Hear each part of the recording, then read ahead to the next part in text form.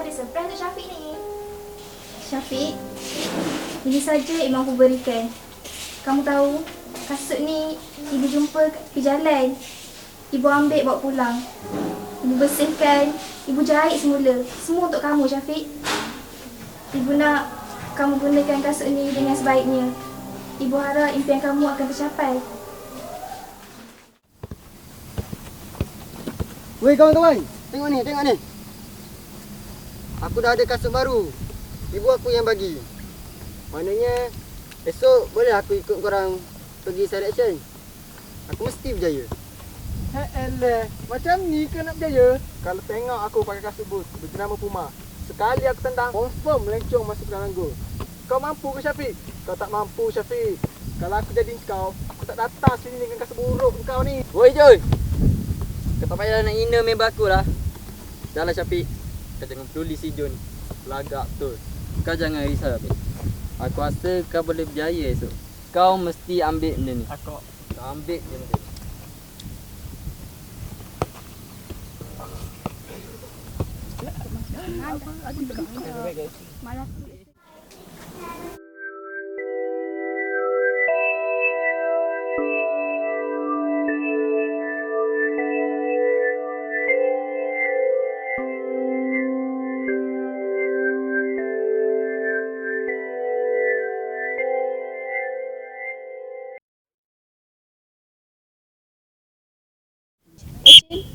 Satu, dua, tiga, empat, Ramai Syafiq. lima, enam.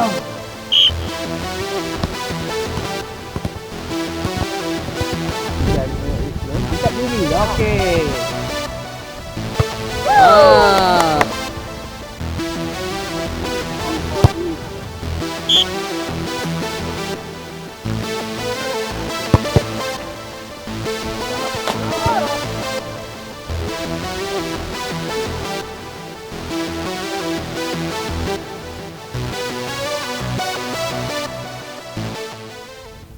Amir, Tania, Ridwan, Tania, dan Aiman.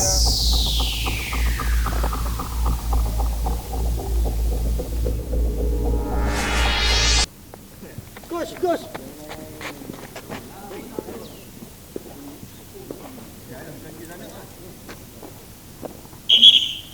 Omen, sekejap.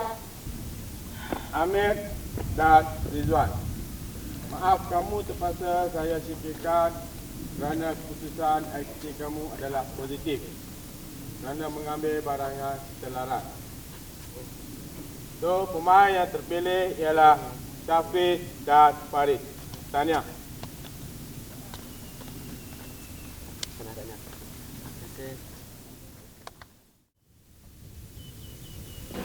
Alhamdulillah, akhirnya aku berjaya diterima belajar di sekolah ini. Minggu hadapan, pasukan bawah 14 tahun Sekolah Sukan Malaysia Pahang akan bertanding di Vietnam dalam kejohanan bola sepak remaja ASEAN bawah 14 tahun. Syukur aku tidak terpengaruh dengan Amir. Berkat kasut pemberian ibuku, aku berjaya sampai ke sini. Bagiku, kasut itu amat bermakna dan berharga. Walaupun ianya buruk, tapi memberi 1000 makna buat diriku. Bagiku, kasut buruk itulah kasut yang lebih hebat. Itulah kasut emasku.